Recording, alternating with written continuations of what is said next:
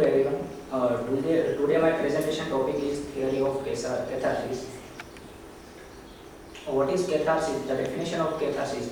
Catharsis is an emotional discharge through which one can achieve a state of moral or spiritual renewal or achieve a state of liberations and anxiety and stress. Catharsis is a Greek word, means cleansing. In literature, it is used for the cleansing emotional of the character. As the exact meaning and concept of catharsis, there has been a lot of controversy among scholars and critics down to their centuries. Therefore, it deserves separate treatment. Definition of tragedy.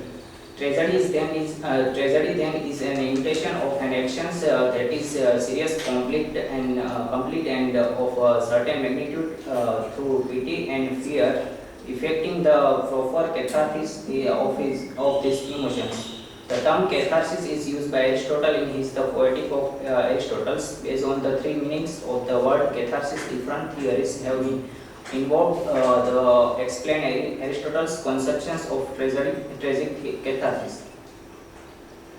Let us discuss about theory of catharsis. Catharsis has three meanings: the purgation theory, the purification theory, the clarification theory. The first, the purification theory is defined as a subtype of medical interpretations, psychological interpretation, ethical interpretation. Let us now discuss in detail. Purgation theory, a medical interpretation. Catharsis has been taken to be a medical metaphor. Purgations denotes pathological effect on the soul, similar to the effect of medicine on the body. Pity and fear are aroused, and for purgations of these emotions, the catharsis implies relief. As per pathological treatment, with unlike the arousing of pity and fear was supposed to bring about the purgation of other emotions like anger and pride. Psychological interpretations. Lucas and Richards reject the medical interpretation. Lucas says the theater is not a hospital. Richards says that both pity and fear are harmonized and blended in tragedy, and his balanced brings relief. Ethical interpretations. In ethical interpretation, it is explained that divine law is working to make the universe the best place for life. The ethical interpretation is kind of inner illuminations resulting in a more balanced attitude to life. Tragedy makes us realize that divine law operates in the universe, setting everything for the best.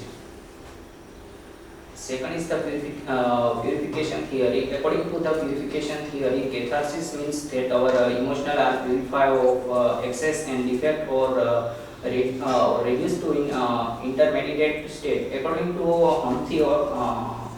Humphrey House, catharsis is an educative and controlling power. Thus, catharsis is a kind of moral condition.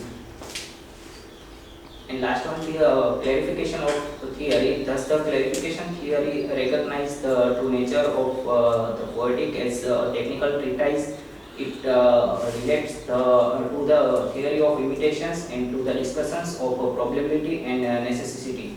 Thus, catharsis is a processing of learning and therefore pleasurable. By catharsis, particular is generalized and individualized and universalized.